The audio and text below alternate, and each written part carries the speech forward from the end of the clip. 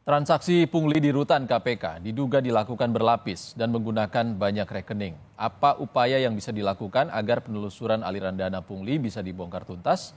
Kita akan kupas bersama anggota Komisi 3 DPR fraksi PDI Perjuangan, Trimedia Panjaitan, dan pakar hukum tindak pidana pencucian uang, Yenti Garnasih. Selamat sore Bang Trimedia dan Bu Yenti. Selamat sore. Selamat sore, Mas. Selamat sore, Selamat sore, Bu Bang Yenti. Trimedia. Selamat sore. Bang Trimedia, KPK kan mengatakan pungli di rutan KPK ini kasusnya kompleks. Salah satu upayanya adalah kerjasama dengan PPATK untuk menelusuri aliran dana. Ini adalah langkah tepat menurut Abang? Saya pertama agak kaget juga waktu Dewas menyampaikan bahwa di KPK, di rutan-rutan KPK terjadi pungli. Selama ini kan memang kita mendengar ada adigium, urusan penjara, apapun bisa kalau ada uang. Tapi biasanya kan itu rutan-rutan atau penjara yang dikelola oleh Kumham yang selama ini. Bahkan kita sering dengar transaksi narkoba juga dari dalam penjara. Tapi begini, yang terjadi dengan KPK tentu mengagetkan kita. Yang kedua, yang juga harus diperjelas oleh KPK, ini terjadi di rutan di KPK, kan KPK punya rutan sendiri di Kuningan, ya, ataukah di tempat titipan KPK? Kan KPK seringkali melakukan penangkapan terhadap seorang tersangka itu dititipkan di Polres-Polres, kemudian juga di Guntur juga dititipkan. Nah, ini yang di mana? Dan ini sejak kapan? Yang kita ketahui kalau di tahanan KPK itu ketat sekali yang di Kuningan ya. Tapi apakah kebocoran-kebocoran seperti ini terjadi di tahanan-tahanan di luar KPK? Tempo hari mungkin 10 tahun yang lalu sebelum periodenya Pak Firly, mereka bahkan punya punya CCTV. Jadi pimpinan KPK yang di Kuningan bisa mengetahui sepak terjang Pak sebelum di Ingkra ya, sebelum di Kenus Sukamiskin, misalnya di Polres-Polres di Pomdam Guntur, mereka bisa memonitor petugas-petugasnya. Nah, pertanyaannya apakah itu masih ada? Ketiga, saya kira harus ada batas waktu juga. Kapan pimpinan KPK seperti kata Pak Gufron ingin menyelesaikan, harusnya sebulan ini sudah ada bisa langkah yang konkret. Baru kemudian seperti disampaikan tadi, kalau sudah memang areanya adalah tindak pidana, tentu diberikan kepada pihak kepolisian supaya tuntas mengusutnya. Seperti itu, Mas. Kalau Wakil Ketua KPK Nurul Gufron kan kemarin sudah bilang ini diduga terjadi di lapas KPK di rutan kelas 1 Jakarta Timur. Artinya ini berada di Gedung Merah Putih KPK di Kuningan, Jakarta Selatan. Harusnya ini sudah dipantau oleh pimpinan KPK, Bang Trimedia. Saya nggak, tadi juga sama-sama kita dengar Pak Gufron bilang belum spesifik saya disampaikan seperti itu. Karena saya juga nggak tahu kalau kapasitas di Kuningan mungkin sangat terbatas sehingga banyak tersangka dititipkan seperti yang saya bilang tadi. Nah, kalau itu memang terjadi di tahanan KPK, itu sesuatu yang luar biasa ya. Karena CCTV-nya ketat. Komisi 3 periode yang lalu kita pernah melihat tahanan KPK itu. Sehingga mereka juga relatif tidak boleh yang keluar dari area itu. Dan CCTV-nya banyak sekali. Jadi saya kok kurang yakin kalau itu terjadi di tahanan. Kalau itu terjadi berarti sudah ada kelonggaran dan pengawasan melekat di internal KPK itu sudah mulai berkurang. Oke, Bu Yenti, kalau melibatkan PPATK memangnya perlu ya? Ya, begini. Ini kan beritanya ini kan menelusuri bahwa ada aliran dana pungli. Nah, ini kan harus kita kita apa ya, anatomi kejahatan ya. Kemungkinan ini kejahatan namanya juga pungli. Ini sampai di mana? Karena kan anatominya, kronologinya itu harusnya sudah ada pungutan liar. Pungutan liar itu kan tidak harus bilang di sana lewat CCTV, bisa jadi bukan gitu ya Bang ya, ngomong-ngomong dulu atau dan sebagainya, baru kemudian keluarganya mereka mungkin dikirimkan ke keluarganya yang disuap gitu kan, suap kan itu akhirnya kan kan pungutan liar pada intinya kan suap juga. atau memeras ya, meras atau enggak suap, bahwa ingin mendapatkan fasilitas ini, ingin mendapatkan fasilitas itu, tapi dengan membayar, baik itu ditawarkan oleh dari bagian rutan itu sendiri, atau orang yang ditahan itu yang mencoba merayu minta dapat fasilitas tapi nanti saya bayar. Nah, itu harus dibuka. Sebetulnya itu gampang, harusnya itu gampang. Nah, kemudian kalau sudah beberapa kali dan kemudian ternyata di rekening-rekening yang disebutkan adalah aliran 4 miliar tadi, itu yang dibawa ke PPATK. Itu seperti itu. Jadi harus ada. Saya setuju tadi bahwa sebaiknya ya jangan KPK yang menangani ini. KPK banyak masalah besar. Ini walaupun 4 miliar juga besar ya untuk pungli, tapi KPK itu sedang menangani kasus-kasus besar. Jadi nggak usah lah ini biar aja supaya nggak konflik of interest dan juga tidak dicurigai masyarakat. Ini biarlah kalau nggak polisi ya jaksa, polisi saja. Tapi Bu Yenti, kalau Ya, kemarin ke Pak Saud Situmorang, mantan Wakil Ketua KPK bilang, ya. ini bisa berimplikasi besar. Angka punglinya besar, 4 miliar. Dan diduga mungkin bisa saja memasukkan alat komunikasi. Dan di sana tahanan korupsi semua. Betul, ya itu kan eh, awalnya kan ketika sudah ditahan harusnya kan sudah diikuti dengan penyitaan. Penyitaan itu antara lain pakai TPPU. Toh sudah ditahan ya Bang, Bang ya, kan sudah ditahan. Pastinya penyitaan udah jalan juga supaya tidak bisa membayar pungli, supaya tidak bisa menyogok. Makanya punglinya ini bagaimana? Apakah ini adalah diperas oleh orang yang menjaga orang-orang rutan, ataukah mereka menyuap orang rutan? Kan gitu. Kemudian diberikan. Bukan saya minta maaf, saya mengatakan 4 miliar karena banyak korupsi kita triliun-triliun. Jadi saya bilang ini kan nggak terlalu besar 4 miliar. Kan triliun-triliun yang sedang ditangani oleh KPK. Misalnya KPK sedang bikin tentang Kementerian Pertanian. Kan ada juga itu yang belum selesai banyak. Kemudian KPK sedang BTS itu banyak.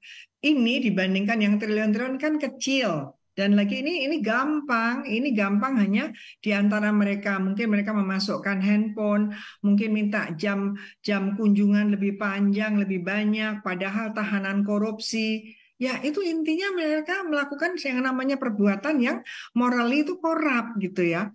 Jadi ini dugaannya pasti tindak pidana, tidak mungkin pelanggaran administrasi. Kalau jam 9 jadi jam 10. Kenapa harus datang sampai jam 10 tapi sampai jam 12? Bukan masalah administrasi sampai jam 12, tapi sampai jam 12 itu karena mereka bayar. Nah, itu sudah masuk kepada korupsi.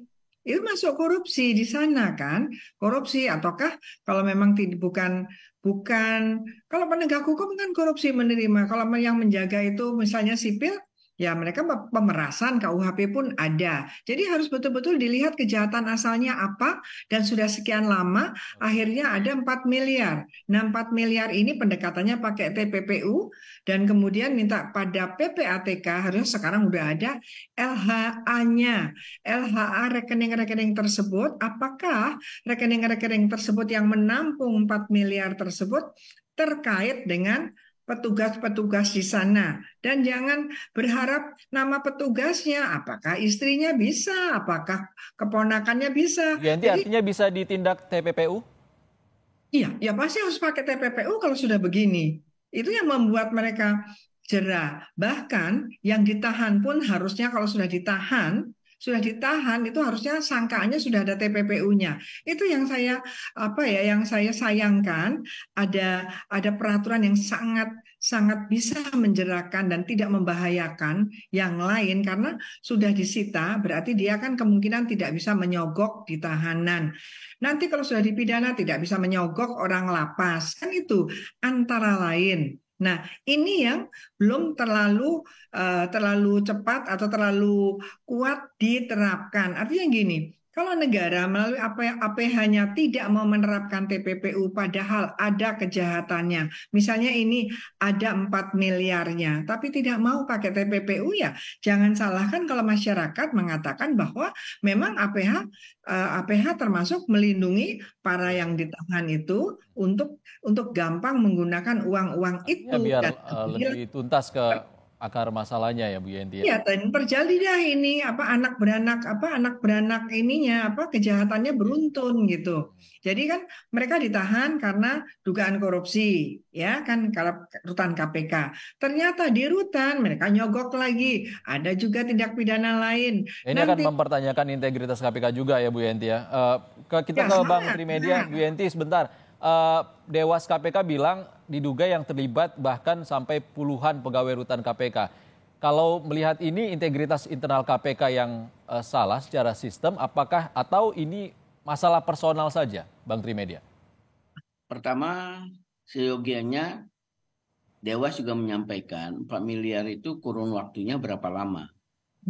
Apakah 1 tahun, apa 2 tahun? Kalau mulai bulan 11 2022 atau bulan 10, kok kurang terlalu yakin angkanya seperti itu. Pastilah ini sudah lama berlangsung. Nah, yang kedua, pimpinan KPK harus jelas, misalnya siapa kepala rutan, harus sudah mulai dipanggil secara internal oleh KPK, sama seperti saya sampaikan tadi, terutama kalau itu terjadi di tahanan KPK, waduh, itu